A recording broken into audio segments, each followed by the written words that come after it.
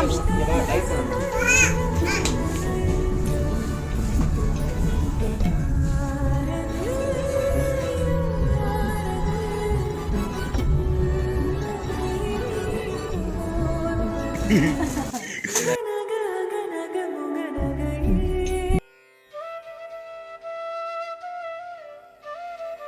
Friends, எல்லாருக்கும் வணக்கம். Welcome back to my channel மகள் லைஃப். எல்லோரும் எப்படி இருக்கீங்க? எல்லாருமே சூப்பராக இருக்கீங்கன்னு சொல்லி நானுமே நம்புகிறேன்.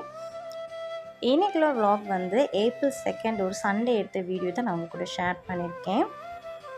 ஸோ இந்த vlogல பார்த்தீங்கன்னா மதுரை ஸ்டைலில் வந்து சிக்கன் வந்து சுக்கா ரெடி பண்ணி காமிச்சிருப்பேன். அது மட்டும் இல்லை, சின்ன சின்ன ஷாப்பிங் இருக்கும். ஏப்ரல் 3 வந்து அம்முட்டிக்கு வந்து ஸ்கூல் வந்து ரீஓப்பன் ஆகிடுச்சு. அம்முட்டி வந்து 2 to 3 வந்து போக போகிறா. அது மட்டும் இல்லை, ஏப்ரல் 8 வந்து அம்முட்டிக்கு வந்து 8th பர்த்டே. ஸோ அதுக்கும் சேர்த்து இன்றைக்கி ட்ரெஸ் எல்லாமே பர்ச்சேஸ் பண்ணிடலாம் அப்படின்னு சொல்லி தான் அம்முட்டியோட ரீஓப்பனுக்கு முந்தின நாள் சண்டே எங்களோட டே எந்த மாதிரி போச்சுன்னா ஓவரால் இந்த வீடியோவில் இருக்கும். ஸோ வீடியோவை ஸ்டில் எண்ட் வரைக்கும் ஸ்கிப் பண்ணாமல் பாருங்கள். ஸோ மார்னிங் வந்து நம்ம வந்து ஆஸ் யூஷுவலாக வந்து வாக்கிங்கில் தான் ஸ்டார்ட் பண்ணியிருந்தேன் మన டே. ஸோ இங்கே வந்து எக்ஸிபிஷன் நடக்க போகிறது. ஸோ அதனால் வந்து கிட்டத்தட்ட ஒரு 20 டேஸாக வந்து ஒர்க் எல்லாமே போயிட்டு இருந்தது.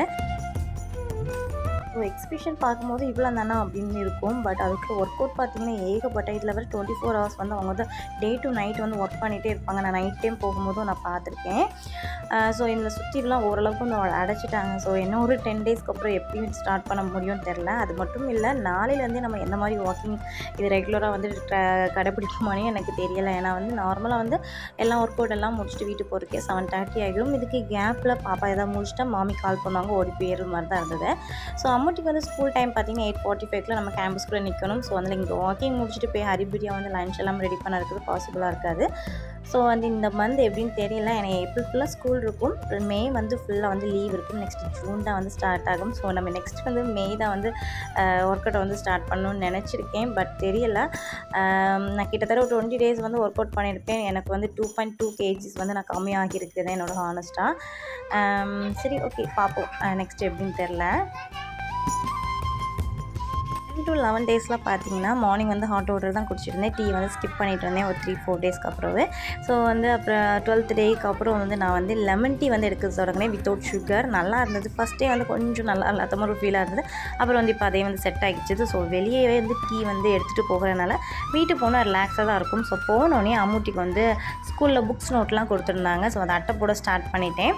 ஏன்னா பாப்பா வந்து முழிக்கிறதுக்கு முன்னால் போடணும். சாட்டர்டே தான் ஹஸ்பண்ட் வந்து புக்ஸ் எல்லாமே ஃபீஸ் கட்டி வாங்கிட்டு வந்திருந்தாங்க. ஸோ இன்றைக்குள்ளே நம்ம எல்லாம் போட்டு முடிக்கணும் அப்படின்னு சொல்லிட்டு மார்னிங்கே போட ஸ்டார்ட் பண்ணிட்டேன். ஸோ பாப்பா வந்து தூங்குறதுக்கு முன்னாடி 2 ரோல் தான் ஸ்கூலில் கொடுத்துருந்தாங்க. அந்த 2 ரோலையும் கம்ப்ளீட் பண்ணிட்டேன். ஹஸ்பண்ட் பார்த்தீங்கன்னா 3 o'clock வீட்டுக்கு வந்துடுவாங்க. சண்டே நல்லா ஷாப் க்ளோஸ் பண்ணிவிட்டு ஸோ ஆஃப்டர்நூன் மேலே ஓரளவுக்கு நம்ம போட்டுடலாம் அப்படின்னு சொல்லிட்டு தான் ஷீட் வாங்கிட்டு வர சொல்லணும்.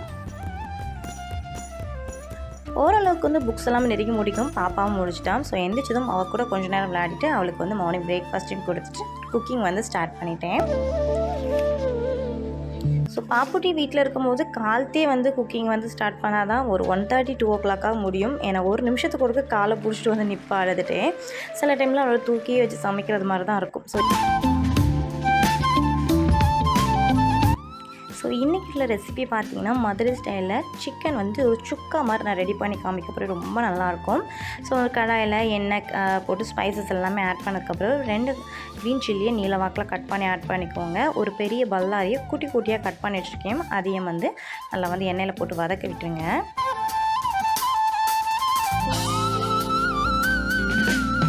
வெங்காயம் ஓரளவுக்கு வதங்கினதும் நம்ம குட்டியாக கட் பண்ணி வச்சுருக்க 2 சின்ன சைஸ் தக்காளியுமே ஆட் பண்ணிக்கோங்க. தக்காளி வேகிறதுக்கு கொஞ்சமாக வந்து உப்பு ஆட் பண்ணிக்கோங்க. நெக்ஸ்ட்டு வந்து இன்றைக்கி ஒரு கோழி எடுத்துகிட்டு வந்தாங்க. கேஜி எனக்கு தேவையில்ல, நேர் ஹாஃபாக வந்து எடுத்து சுக்காக்கும் நேர் ஹாஃப் வந்து கிரேவிக்கும் எடுத்து வச்சுட்டேன்.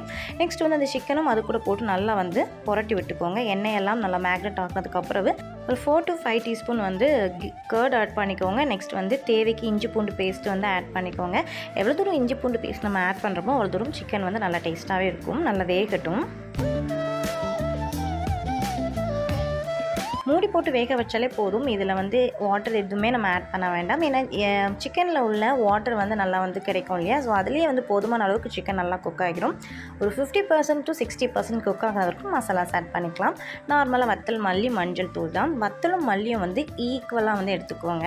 1 டீஸ்பூன் வத்தல்னா 1 டீஸ்பூன் வந்து மல்லி எடுத்துக்கோங்க. ஓகே, ரெண்டுமே நல்லா வந்து கொட்டி விட்டுட்டு மூடி போட்டு மறுபடியும் குக் பண்ண விட்டுருங்க.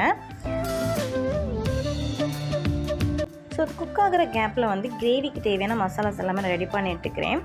ஸோ வரமிளகா 5, 2 டேபிள் ஸ்பூன் வந்து முழு மல்லி என்கிட்ட இல்லாதனால நான் வந்து பவுடர் ஆட் பண்ணிக்கேன். ஜீரகம், சோம்பு, முழு நல்ல மிளகு, கருவேப்பிலை, 10 கேஷ்நட் போட்டு நல்லா வறுத்ததுக்கு அப்புறம் 2 கைப்பிடி திருவின தேங்காய், அது கூடவே 10-15 பல் வந்து சின்ன வெங்காயம் போட்டு நல்லா வறுத்து ரெண்டையுமே சேர்த்து ஒரு பேஸ்ட் மாதிரி அரைச்சி எடுத்துக்கலாம். இங்கே வந்து சிக்கன்லாம் நல்லா வந்து எண்ணெயெல்லாம் பிரிஞ்சு சூப்பராக ரெடி ஆகிடுச்சு. இறக்குறதுக்கு முன்னாடி ஒரு 1/2 டீஸ்பூன் வந்து பெப்பர் பவுடர் ஆட் பண்ணி நல்லா வதக்க விட்டுட்டு மல்லித்தலை போட்டு இறக்குனா போதும், சூப்பராக இருக்கும்.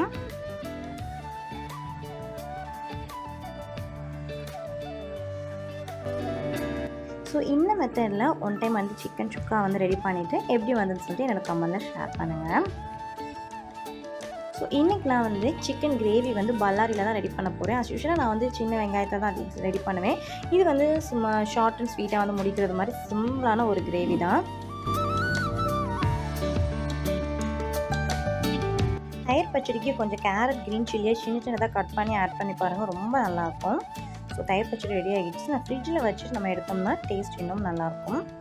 ஸோ இந்த கிரேவிக்கு நார்மலாக எண்ணெய், ஸ்பைசஸ் எல்லாம் ஆட் பண்ணிவிட்டு பல்லாரி, தக்காளி வதங்கிறதுக்கு கொஞ்சமாக உப்பு, சிக்கன் ஆட் பண்ணி இஞ்சி பூண்டு பேஸ்ட்டு, கொஞ்சமாக கர்ட், அப்படி இல்லைனா வந்து லெமன் ஜூஸ் ஆட் பண்ணிங்கன்னா நல்லா வந்து ஈஸியாக வந்து குக் ஆகிடும். நெக்ஸ்ட்டு வந்து மஞ்சத்தூள் ஆட் பண்ணிக்கோங்க. அரைச்சி வச்சுருக்க பேஸ்ட் ஆட் பண்ணி நல்லா வந்து லோ ஃப்ளேமில் வச்சு நல்லா ஒரு 20 to 25 மினிட்ஸ் வந்து நல்லா குக் பண்ண விட்டால் போதும், சூப்பராக இருக்கும் இந்த கிரேவி. சிம்பிளாக டக்குன்னு ரெடி பண்ணிடலாம்.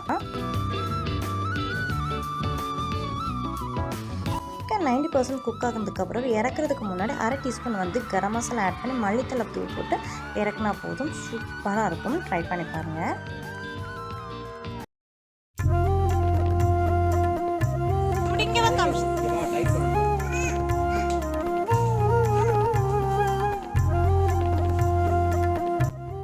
வந்துட்டு இந்த வருஷம் வந்து ஸ்கூலுக்கு வந்து பேக் வேணாம் அப்படின்னு சொல்லிட்டா. அவளுக்கு எல்கேஜியில் வாங்கின பேக்கே இப்போ வரைக்கும் நல்லா தான் இருந்தது.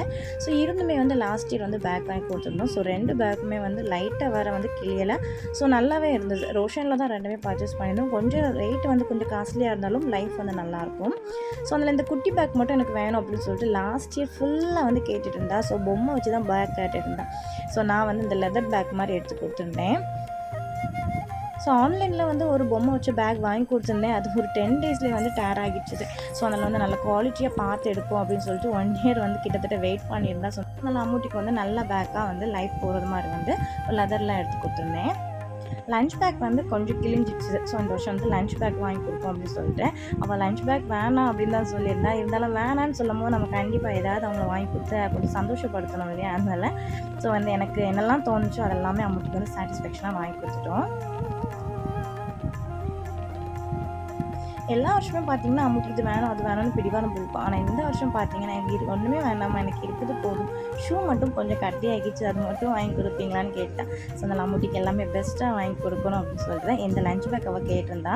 ஸோ இது நல்ல குவாலிட்டியாக இருந்து உள்ள ஃபாயில் ஷீட்லாம் வந்து எடுத்தது. ஸோ வந்து வாட்டர் வந்து கீழே சிந்தினாலும் வெளியே வந்து லீக்கேஜ் ஆகாது அப்படி சொல்லியிருந்தாங்க. இதோட ரேட் பார்த்தீங்கன்னா 500, பட் ஆஃபர் ப்ரைஸில் 400 இருந்தது. பட் ரேட்டுக்கு ஏற்றபடி ஒர்த் தான். நல்ல ஒரு குவாலிட்டி. பட் கலர் தான் ரொம்ப லைட் கலர், டார்க் கலர் எடுப்போம் அப்படின்னு சொல்லியிருந்தேன். ஸோ அவள் ஃபேஸே மாறிட்டு ஒரு இடத்துல போய் நின்றுட்டான். சரி ஓகே இந்த கலரே இருக்கட்டும்னு அவங்க அப்பா சொன்னதுனால இந்த கலரை எடுத்துட்டோம். பட் என்ன வாஷ் பண்ணி தான் யூஸ் பண்ண மாதிரி இருக்கும் வீக்லி ஒன்ஸ். ஸோ அந்த லஞ்ச் பேக்லேயுமே 3 to 4 கலர்ஸ் தான் அவைலபிளாக இருந்தது. எல்லாமே லைட் தான். பட் இன்னொரு ஆஷ் பிங்க் இருந்துச்சு, நான் அதுதான் எடுப்போம் அப்படின்னு சொல்லியிருந்தேன். அவன் எனக்கு இந்த கலர் தான் வேணும் அப்படின்னு சொல்லிட்டு நின்றுட்டான்.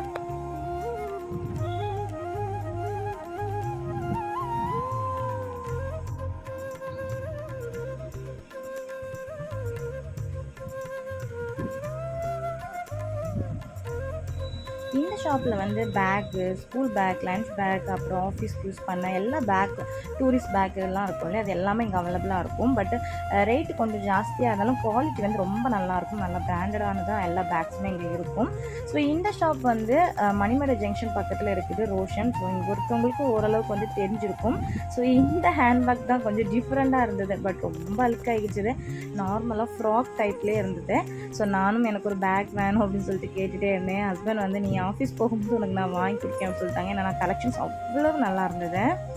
நெக்ஸ்ட் அப்படியே வந்து பேக்கெல்லாம் எடுத்துகிட்டு வந்து ஷூ வாங்குறதுக்காக வந்துட்டோம். ஸோ ஷூ வந்து டக்குன்னு முடிஞ்சிடுது, ஏன்னா பிளாக் கலர் ஷூ தானே. ஸோ அவளுக்கு வந்து சைஸ் மட்டும் பார்த்துட்டு போனாங்க, டக்குன்னு வந்து பர்ச்சேசிங் முடிஞ்சிடுது.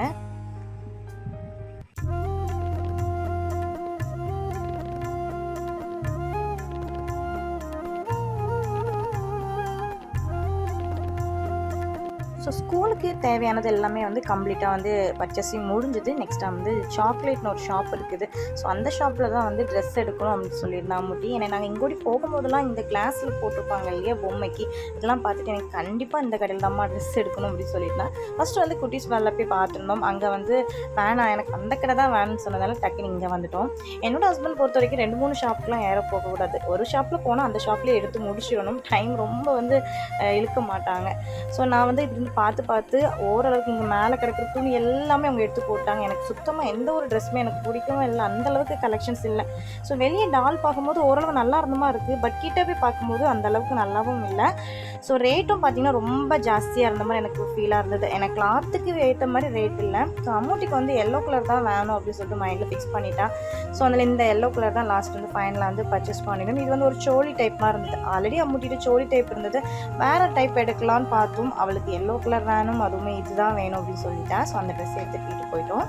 இது வந்து நெக்ஸ்ட் டே ஸ்கூலுக்கு ஃபஸ்ட் டே போகனால அவள் வந்து பாக்ஸ் எதுவுமே வேணான்னு தான் சொல்லியிருந்தா. இருந்துமே எனக்கு வந்து ஃபஸ்ட் நாள் நம்மலாம் சின்ன வயசில் இருக்கும்போது புது பென்சில்ஸ் பாக்ஸ் எல்லாம் கொண்டு போனால் கொஞ்சம் ஜாலியாக இருக்கும் இல்லையா, அதனால் அம்மூட்டிக்கு நானே வந்து ஸ்கூலுக்கு போகும்போது எல்லாம் அவளுக்கு தேவையானதெல்லாம் வாங்கி கொண்டு விட்டுட்டு ஸ்கூலுக்கு போகணும். இந்த இது வந்து கிளிப்பிங் வந்து நீங்கள் ஷார்ட்ஸ்லேயே நீங்கள் பார்த்துருப்பீங்க. ஸோ அவ்வளோதான், ஃபஸ்ட் டே ஸ்கூல் தான் கிளிப்பிங் எடுத்திருந்தேன். இந்த வீடியோ உங்களுக்கு பிடிச்சினா லைக், கமெண்ட், ஷேர் பண்ணுங்கள். நம்மளோட சேனலை ஃபஸ்ட் டைம்னா சப்ஸ்கிரைப் பண்ணிக்கோங்க. என்னோட இன்ட்ரெஸ்டிங்கான வீடியோ வ்ளாகில் வந்து பார்க்குறேன்.